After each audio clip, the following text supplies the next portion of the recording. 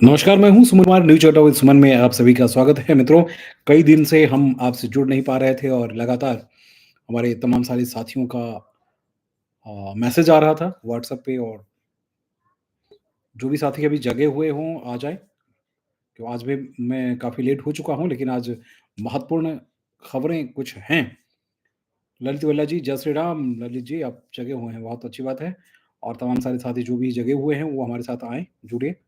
और कोशिश ये होगी कि काश अभी की जो ब्रेकिंग है, वो मैं आपको अ, आपसे शेयर करूँ। तो ब्रेकिंग खबर है, इसलिए मैं आया हूँ और ब्रेकिंग खबर ये है कि हम लोग बहुत दिनों से इंतज़ार कर रहे थे। मनोज शर्मा, राधे-राधे। मनोज जी, संजय जी, राम-राम। आ जाइए। अभी हम लोग चर्चा करेंगे और पहले सबसे पहले चर्चा करते हैं, दिल्ली की राजधानी में सरकार बनने के बाद जो सिचुएशन थी, तकरीबन-तकरीबन 1 महीने से हम चर्चा कर रहे थे कि आखिर मंत्रियों को सेक्रेटरी नहीं दिए जा रहे हैं, डिप्टी सेक्रेटरी नहीं दिए जा रहे हैं। उसके बाद काम-काज रुका हुआ है, मंत्रालय में काम नहीं हो पा रहा है, मंत्री ये नहीं समझ पा रहे हैं कि उन्हें किस फाइल पे साइन करनी चाहिए, किस फाइल पे साइन नहीं करनी चाहिए। तो एक बड़ी अजीबो-गरीब वाली सिचुएशन पूरे 1 महीने से क्रिएट हुआ था और जो मुझे लगता था दोस्त कि मैं डेली जाता था सचिवालय, डेली जा रहा हूँ और तमाम सारे साथी जो अभी हैं, हमारे साथ रहिएगा भी आप। बस मार्शल से लेकर जितने सिविल डिफेंस वाले हैं या फिर दूसरे डीटीसी कर्मी हैं, उनसे उनकी भी चर्चा हम करेंगे। टीचर्स जो हैं, उनकी भी हम चर्चा करेंगे। तमाम सारे साथी बहुत दिनों से इंतज़ार कर रहे हैं, तो उन सभी साथियों से हम चर्चा करेंगे। तो सबसे पहले हम शुरुआत करते हैं। जी हाँ, आज की जो ब्रेकिंग है खबर वो मैं उसके बारे में बता दूँ। तो सबसे ब्रेकिंग खबर ये है कि दिल्ली सरकार में सभी मंत्रियों को सेक्रेटरी दे दिया गया है और जो डिसीजन क्या हुआ, कैसे डिसीजन हुआ, इन पे हम चर्चा करेंगे। और तमाम सारे जो हमारे साथी अभी आ रहे हैं, बिल्कुल हमारे साथ जुड़िए। अभी मैं पहले उस खबर को आपके सामने रख दूँ, तो राजीव शुक्ला जी 2003 बैच के दैनिक सीनियर ऑफिसर हैं। पहले पार्लियामेंट में रह चुके हैं, यहाँ से गए थे, पार्लियामेंट में थे। उसके बाद अभी special secretary land and building हैं। उनको सेक्रेटरी टू मिनिस्टर श्री प्रवेश वर्मा, उनका सेक्रेटरी उनको नियुक्त किया गया है। अनूप ठाकुर, जो तकरीबन 6 साल तक एलजी ऑफिस में रहे थे, एलजी ऑफिस के बाद उनको एज़ अ डायरेक्टर डीडीए में कुछ महीने पहले ही भेजा गया था। लेकिन अब फिर से उनको उठाकर secretary to minister Shri Ashish सूद को दे दिया गया। यानी आशीष सूद साहब के पास भेजा गया अनूप ठाकुर को। बदोदरिया करंजीत पी, ये दानिश ऑफिसर हैं। अनूप ठाकुर 2008 बैच के ऑफिसर हैं, दानिश ऑफिसर हैं। उनको वहाँ से यहाँ भेजा गया है। करणजीत जी अभी बहुत मालादार पद पे थे क्योंकि joint commissioner trade and tax में थे और बड़े तेज-तर्रार ऑफिसर हैं। उनको joint commissioner trade and tax से secretary to minister Ravinder Singh Indraj को दिया गया है। इंदराज जी बहुत सुलझे हुए मंत्री हैं। तो जी हाँ, अब हम उनकी बात करते हैं। अब हम चलते हैं वैभव रिखारी की बात करते हैं और वैभव रिखारी 2013 बैच हैं, एडीएम नॉर्थ ईस्ट, एडीएम। अभी कुछ दिन पहले ही आए थे अंडमान से और काम-काज के तरीके को लेकर इन पे कोई उँगली उठाता नहीं है। बड़ी ईमानदारी के साथ काम करते हैं। कई सारी चीज़ें इनके साथ जुड़ी हैं, क्योंकि काम करने का इनका जो तरीका है बहुत ही अलग डिफरेंट है। कानून के बहुत पक्के हैं। इनको जो ज़िम्मेदारी दी गई है वो एडीएम नॉर्थ ईस्ट से secretary to minister doctor Pankaj Singh के साथ इनको सेक्रेटरी लगाया गया है और मोहित मिश्रा डायरेक्टर एनडीएमसी, मोहित मिश्रा अच्छे ऑफिसर के तौर पे जाने जाते हैं। इनको secretary to minister Shri Manjinder Singh Sirsa के साथ दे दिया गया है। Vinay Kumar Jindal, Vinay Kumar Jindal 2014 batch ADM west हैं, उनको फिलहाल secretary to minister Kapil Mishra दिया गया है। तो विनय कुमार जिंदल भी बहुत अच्छे सुलझे हुए। इसमें जो सबसे इंटरेस्टिंग फैक्ट्स हैं और इंटरेस्टिंग चीज़ें हैं, मैं उसके बारे में अपने मित्रों को बताना चाहूँगा कि इंटरेस्टिंग फैक्ट्स और इंटरेस्टिंग चीज़ें ये हैं मित्रों कि इसमें से जो भी ऑफ़िसर अलग-अलग डिपार्टमेंट में सेक्रेटरी बनाए गए हैं, बहुत ही अपने तरीके के, बहुत सुलझे हुए और क्योंकि इनके बारे में जो हम लोग जो इंटरनल रिसोर्सेज़ इंटरनल जो इन्फॉर्मेशन लेते हैं, उसमें बिल्कुल क्लियर हुआ कि ये सारे अच्छे ऑफ़िसर्स हैं, जिनको अच्छी-अच्छी ज़िम्मेदारी दी गई है। तो ये सिर्फ़ 6 ही ऑफ़िसर नहीं हैं, और कुछ ऑफ़िसर हैं, उनकी लिस्ट दूसरी लिस्ट मैं आपको बता देता हूँ ना।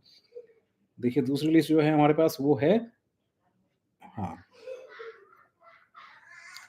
अब जो है एक दूसरी लिस्ट भी जारी हुआ है, विनीत कुमार दानिश 2022 बैच। ये अभी वेटिंग में थे। Secretary to speaker Delhi legislative assembly, अरे! 2022 बैच के बहुत जूनियर बैच के ऑफिसर हैं और इनको ज़िम्मेदारी गई है सेक्रेटरी टू स्पीकर। देखिए, स्पीकर के पास बड़ी ज़िम्मेदारी और सीनियर ऑफिसर को होना चाहिए।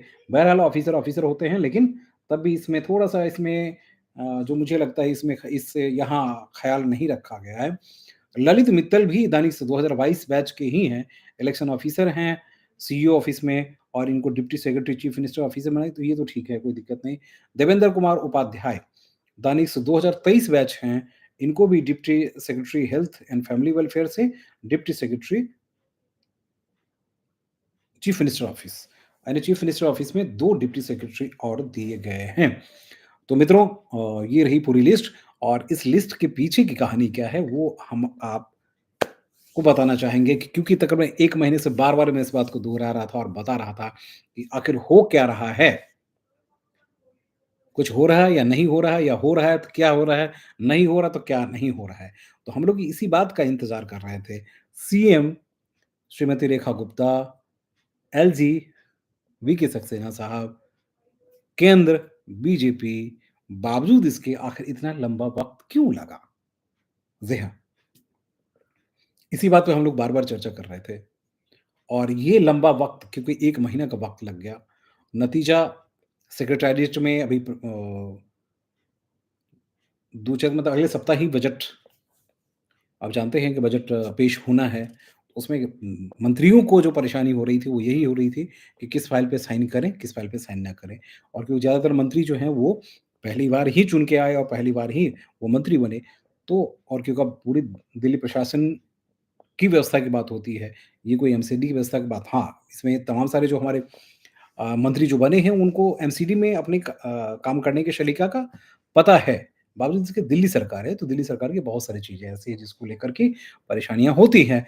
तो उसी बात पे एक मैं बार-बार इस बात का ज़िक्र कर रहा था कि आखिर दिल्ली में इतने दिन क्यों लग रहे हैं? तो मित्रों, जो इसके पीछे की कहानी थी वो मैं ही बता सकता था, तो मैं आपको बताने के लिए आया हूँ। महेश जी, आप दूरिए, बस अब हम आ रहे हैं ज़रा ट्रांसफ़र पोस्टिंग की जो खबर है उसकी दिलचस्पी तमाम सारे हमारे साथियों को है, और मैं चाहता हूँ कि उस दिलचस्पी को थोड़ा-सा और दिलचस्प किया जाए। तो मेरे पास जो इन्फॉर्मेशन है मित्र, वो यही है कि यहाँ से जो लिस्ट तैयार की गई थी, उस लिस्ट पे कुछ खास नहीं हुआ। क्योंकि हर मंत्री की कोशिश ये थी कि अपने तरीके के जो ऑफ़िसर्स उसमें थे, उसमें उन्होंने नाम भी दिया सीएम को, सर्विसेज़ को। एलजी साहब से रिक्वेस्ट की, है ना? अजीज साहब भी से भी उन लोगों ने रिक्वेस्ट की, और तमाम सारी रिक्वेस्ट होने के बावजूद एलजी साहब नहीं कर पाए, क्योंकि पिछले दिनों मैंने आपको बताया था कि सीएम ऑफिस में जो 3 ऑफिसर आए हैं, वो यहाँ से नहीं आए थे, एमएचए से आए थे। उसी तरह से आज जो लिस्ट जारी हुई है, वो ही एमएचए से ही लिस्ट जारी हुई है। यस, यस और यस। तो यहाँ जो तैयारियाँ हुई थी, उन तैयारियों को पीछे रखा गया, और उसके बाद ये लिस्ट जारी कर दी गई है। तो अब दिल्ली सरकार के तमाम मंत्रियों को काम करने में दिक्कत नहीं आएगी, ऐसा माना जा रहा है। वैसे ये ऑफिसर्स में से इसमें कुछ ऑफिसर जो हैं, वो पहले से अनुभवी हैं, और उन्हें इसको संचालित करने में, अपने मंत्री को सहयोग करने में दिक्कत नहीं आएगी। हाँ, कुछ ऐसे ऑफिसर हैं, जो अपने सिद्धांतों को लेकर पीछे हटने वाले नहीं हैं। वहाँ तालमेल की कमी हो सकती है, क्योंकि कई बार मंत्री और सेक्रेटरी में लड़ाई बहुत देखने को मिलती है। हाँ मित्रों, एक बात और भी साफ कर दूँ कि केंद्र सरकार में जो चीज़ें हुई थी, वही सारी चीज़ें यहाँ भी हुई है। केंद्र सरकार में जब मंत्रिमंडल गठन हुआ था, मंत्री पद शपथ लेने के बाद अपने चहेते किसी भी व्यक्ति को उनका पीएस नहीं दिया गया था। उसी तरह से यहाँ भी इंडिकेशन पहले दिया गया था, लेकिन तमाम सारे मंत्री जो थे वो चाह रहे थे कुछ ऐसा हो जाए, लेकिन ऐसा नहीं हुआ और जो हुआ वो हमारे आपके सामने है। लिस्ट आई तो एमएचए के थ्रू लिस्ट आई और बिल्कुल क्लियर हुई, उसमें अच्छे-अच्छे ऑफिसर्स को लगाया गया है, ईमानदार ऑफिसर्स को लगाया गया है, ऐसे ऑफिसर्स को भी लगाया गया है जो सालों से जिन्हें और भी कुछ अनुभव है।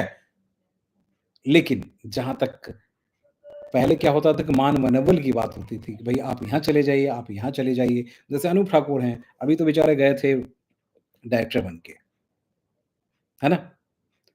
करणजीत हैं, अभी जीएसटी में थे, बड़े शांतिपूर्वक सब ठीक-ठाक चल रहा था। उसी तरह से और भी तमाम से एडीएम नॉर्थ वेस्ट की हम बात करते हैं, अभी अंडमान से आए ही थे। एडीएम वेस्ट की बात करते हैं, अच्छे ऑफिसर पहले नई दिल्ली में एसडीएम थे, उसके बाद फिर वहाँ गए, तो एक माने बेहतर तालमेल की बात हो रही थी कि सब अभी वही अपनी-अपनी स्थिति बना रहे थे और तालमेल कर रहे थे। तो तमाम सारी चीज़ें हुई और उसके बाद जो कुछ हुआ, वो बहुत ही इंटरेस्टिंग रहा। है ना मित्रों? तो एक बात के लिए हमारे मंत्री भी बड़े सावधान हो जाएँ कि चलाइए उतनी ही जितनी चल सके क्योंकि नज़रें ऊपर वालों की आपके ऊपर भी है कि नहीं? चलिए बहरहाल बहुत-बहुत शुक्रिया उन लोगों के लिए जो इस खबर से जुड़ रहे थे। अब हम चलते हैं, तमाम सारे हमारे साथी आ चुके हैं। महेश जी बहुत-बहुत शुक्रिया, परवेज़ अख्तर जी, मार्शल अपडेट सर्वेंट हाँ, अंकुश जी, मोहित जी क्योंकि आज मैं फिर मंत्री से मिला था और मैं आपको यही दोहराने के लिए आया था कि बहुत दिनों से लगातार हम आपसे रूबरू नहीं हो पा रहे थे। सर मार्शल का कुछ अपडेट्स हाँ, मैं मार्शल्स और डीटीसी और तमाम सारे जो अ, एनडीए की जो पिछले दिनों बैठक हुई थी, उस मसले पे आज भी हम मंत्री से मिले और मंत्री से हमने बात कही, तो उनका एक बात कहना था कि अभी ही अजीत साहब ने एक मीटिंग ली थी, जिसमें सारी चीज़ें क्लियर की गई है। तो क्योंकि अब उसके लिए बैकग्राउंड तैयार करने की बात हो रही थी, उसके लिए बैकग्राउंड क्या तैयार किया जाए? तो एलजी साहब के पास सारा डेटाबेस तैयार है, सब कुछ तैयार है। सर्वेश जी जुड़ गए, बिल्कुल महेश जी। मार्शल न्यूज़ क्या है सर? तो मार्शल न्यूज़ और सिविल डिफेंस वालों के लिए जो न्यूज़ है वो यही है कि अब आपको कंज़्यूम करने के लिए यानी आपको लगाने के लिए जो है, वो तैयारियाँ शुरू हो रही है। अब तैयारियाँ कैसे शुरू हो रही है? गर्मी तो आ ही गई है। अब इसमें सबसे पहले पहले जो इनके सामने जो परेशानी है, वो परेशानी ये है बजट सेशन का, क्योंकि इतने स जल्दी-जल्दी में इनको बजट सेशन 25 या 26 को ये बजट सेशन रखेंगे और बजट सेशन में जल्दी बजट पेश करके, उसके बाद तमाम सारी कार्रवाई जो तेज़ हो जाएगी क्योंकि प्रेशर भी बहुत ज़्यादा है, काम करने भी हैं, बजट भी है और मसले भी हैं।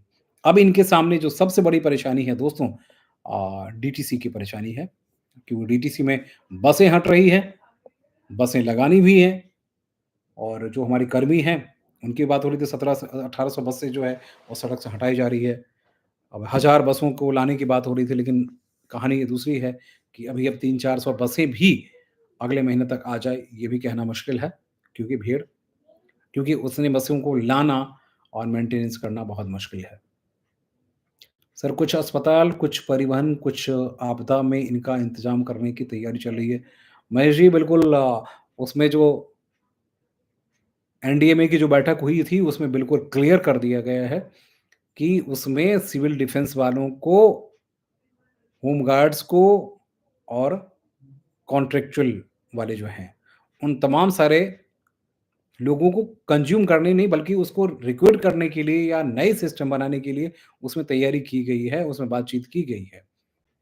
और क्योंकि उसमें आप लोगों की ही बात एलजी साहब की तरफ से की गई थी कि भई तमाम सारे लोग जो हैं वो पहले उन जिनको हटाया भी गया, सिविल डिफेंस वाले भी हैं,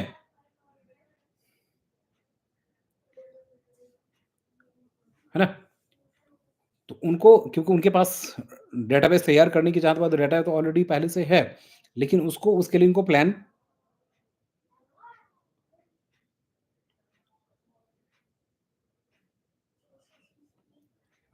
है ना?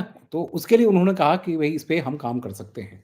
और तो कल ख़ासकर बस मार्शल्स के जो हमारे साथी हैं, बस मार्शल मैं उनको बता देना चाहता हूँ आज हम मंत्री से मिले थे डॉक्टर पंकज सिंह से। मैंने पूछा कि भाई बस मार्शल्स और तमाम सारी चीज़ों के लिए क्या हो रही है?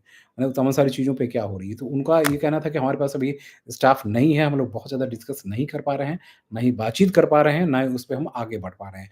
तो आज एक अच्छी बात ये रही कि कम से कम सेक्रेटरी जो है वो आज डिप्लॉय कर दिए गए, तो ये 2-3 दिन के भीतर ही सारी चीज़ें हो जाएगी और काम स्मूथ होने शुरू होंगे। हाँ, अभी मंत्री दौरे पे ज़्यादा है क्योंकि हेल्थ भी उनके पास है, लेकिन देखिए दिल्ली की परिवहन व्यवस्था बहुत बड़ी व्यवस्था है और दिल्ली की परिवहन व्यवस्था पूरी तरह से चरमरा चुकी है। तो इसको सिस्टमाइज़ करने में वक़्त लगेगा और मैंने उनसे यही पूछा कि भई ये 10,000 11,000 जो मार्शल्स हैं, तो क्योंकि हाँ, एक जो अच्छी बात मैं आपको बता दूँ महेश जी और अनिल जी और तमाम सारे लोग जो हैं उनके लिए, अमित जी, कि आप लोगों के लिए बीजेपी के जो प्रदेश कार्यालय है, वो भी बहुत एक्टिव है।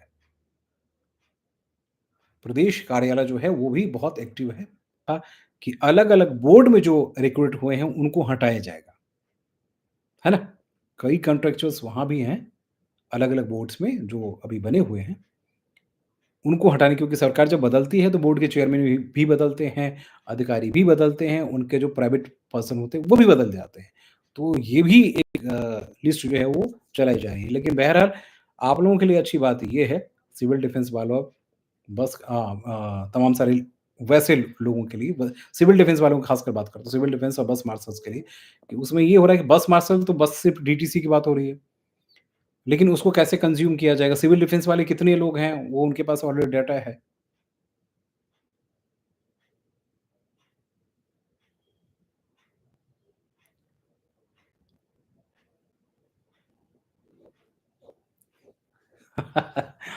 पीके मीना जी बिल्कुल सही बात है।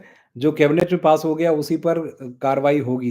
देखिए कैबिनेट में क्या पास हुआ है, पिछले कैबिनेट की बात करते हैं उस पे कोई कार्रवाई-वाई नहीं होगी बिल्कुल महेश जी। ये मैं शुरू से आपको कह रहा हूँ कि नई पॉलिसी, नई तरीके से नई बातचीत होगी। और अभी कैबिनेट में क्या-क्या पास हुआ उसमें ये चीज़ें हैं तो ये आपको पता होगा, मेरे पास इन्फॉर्मेशन फिलहाल तो नहीं है। है ना?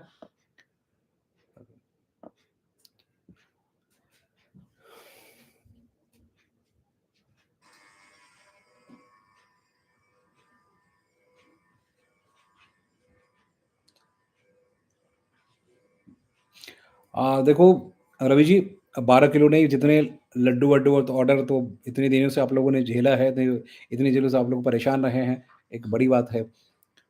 बड़ी परेशानी की बात है, इसलिए इसमें आने वाले दिन में ये खुशखबरी ज़रूर है कि आप लोगों को कंज़्यूम करने की तैयारियाँ बड़ी तेज़ी से आगे बढ़ रही है और जिस तरह से मीटिंग्स हुई है और खुशखबरी इस बात की भी है कि पिछले कुछ दिनों मतलब पिछले 2-3 दिनों से सीएम और एलजी एक साथ ही अब प्रोग्राम्स में दिखने लगे हैं। उसका नतीजा आज से शुरुआत हुई।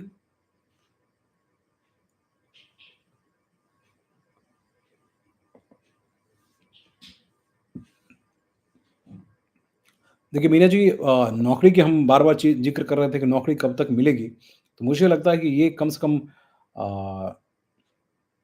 25 को बजट है और ये अप्रैल के फर्स्ट वीक से ये अपनी नोटिफ़िकेशन वगैरह जो है वो ये जारी कर देंगे। हाँ, क्योंकि बजट जैसे देखो बजट की परेशानी ये भी होती है कि सेंट्रल अब स्टेट के जो बजट हैं वो उनको भी जल्दी पेश करना है क्योंकि मार्च क्लोजिंग है। तो उसी बीच में और भी क्योंकि सेंट्रल से जो पैसे आते हैं उसको भी इसमें कंज्यूम करना पड़ता है, तो वो भी परेशानी है।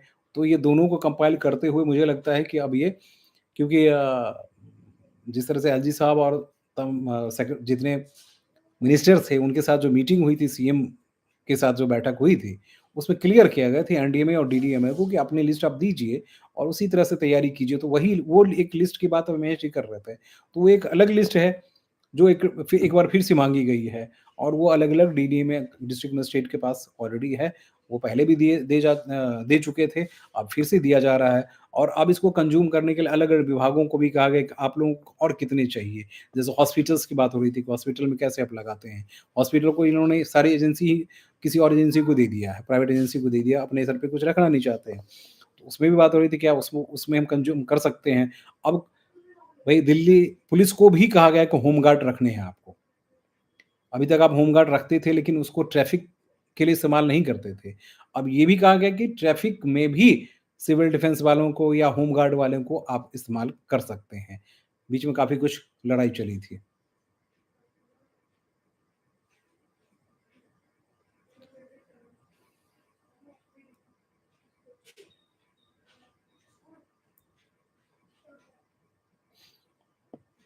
देखिए, मुझे लगता है कि ब देखिए बजट के नाम पे मैं अभी बस मार्शल के लिए अलग से बजट देने की भी ज़रूरत नहीं है क्योंकि और डीटीसी के पास ऑलरेडी बहुत सारे बजट हैं और अभी मैं आपको बता दूँ कई सारे विभाग ऐसे हैं।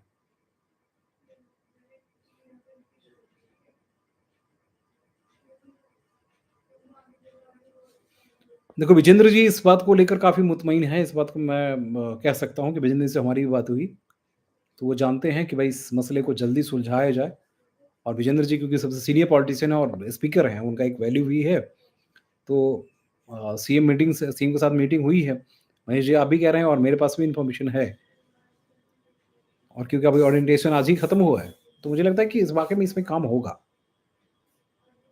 देखिए डीडीएमए वाले जो आपको बता देते हैं कि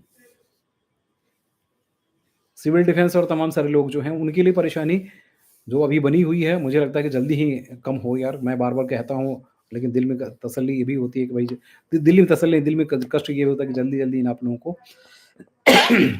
संदीप जी राम, राम हाँ, उसके बाद बस कर्मी जो हमारे हैं, उनकी हम चर्चा ज़रूर करेंगे कि वो भी कई बार मैं मंत्रालय में जब था तभी वो मंत्री से मिलने भी गए थे और उसमें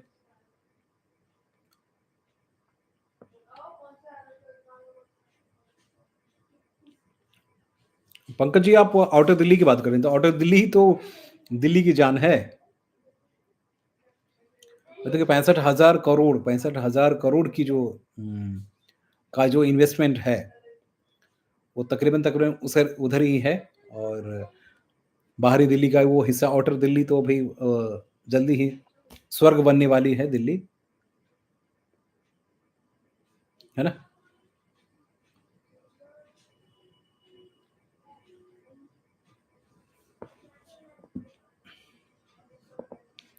संदीप तिवारी जी, अब देखो अब बस मार्शल और ये तमाम सारी जो चीज़ें हैं उसमें अब ये सब लोग उसमें जुड़ रहे हैं क्योंकि अभी पहले इनको बजट पेश करना है। अभी आज मैं वही बड़ी खबर तो वही रही कि कम से कम एक रास्ता साफ हो गया।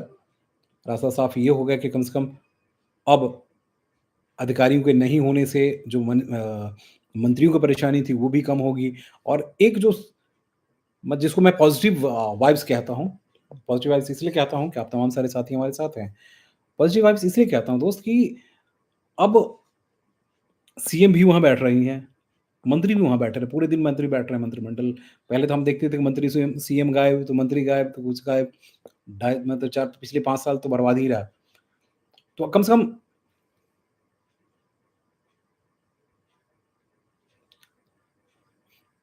नहीं, रवि जी उसमें वो जो बिल है, वो बिल समझिए कि वो डस्टबिन में ही है। बहुत उस बिल में बहुत ज़्यादा दिलचस्पी मत लीजिए। बहुत ज़्यादा बिल हाँ, अब ये बिल अपने तरीके से पेश करेंगे, बात समझिए।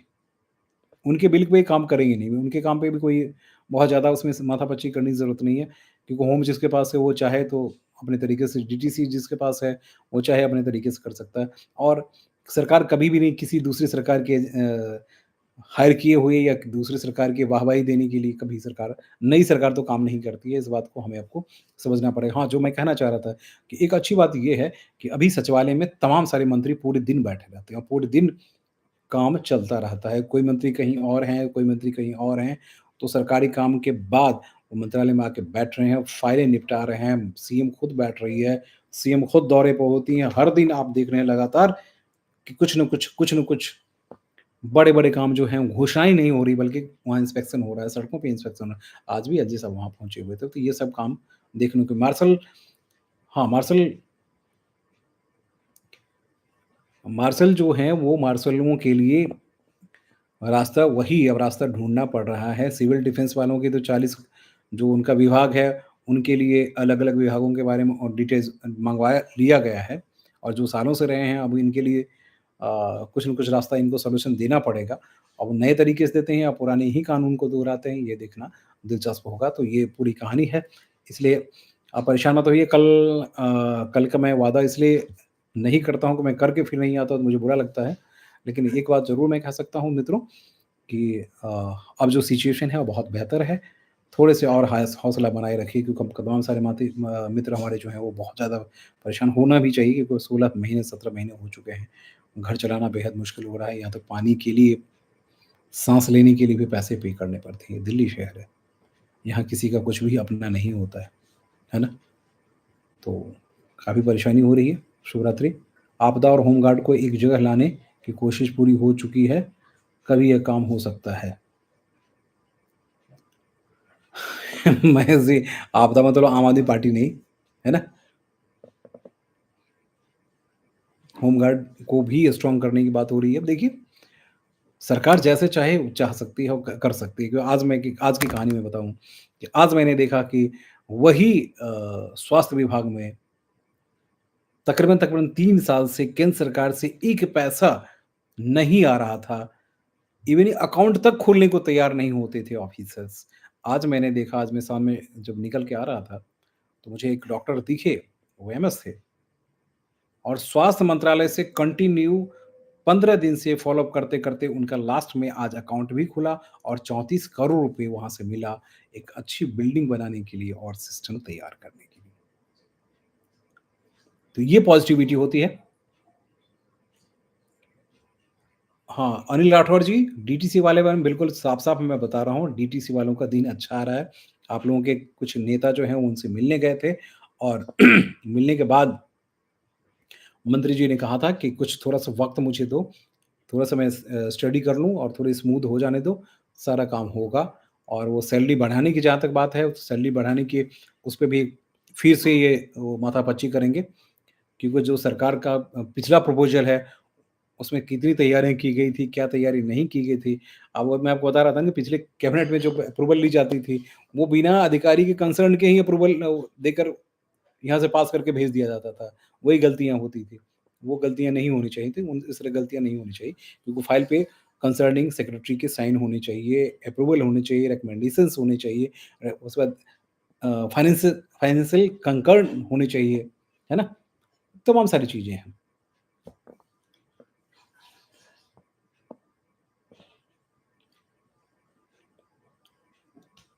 कोई बात नहीं, महेश जी, आप मुझे कॉपी भेजो, मैं देखता हूँ, है ना?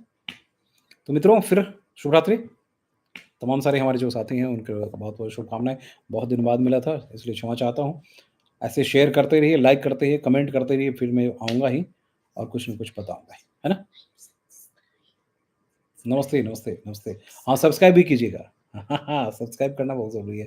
सब्सक्राइब नहीं करेंगे, अभी तक हम सिर्फ़ 7,000 8,000 तक ही पहुँच चुके हैं।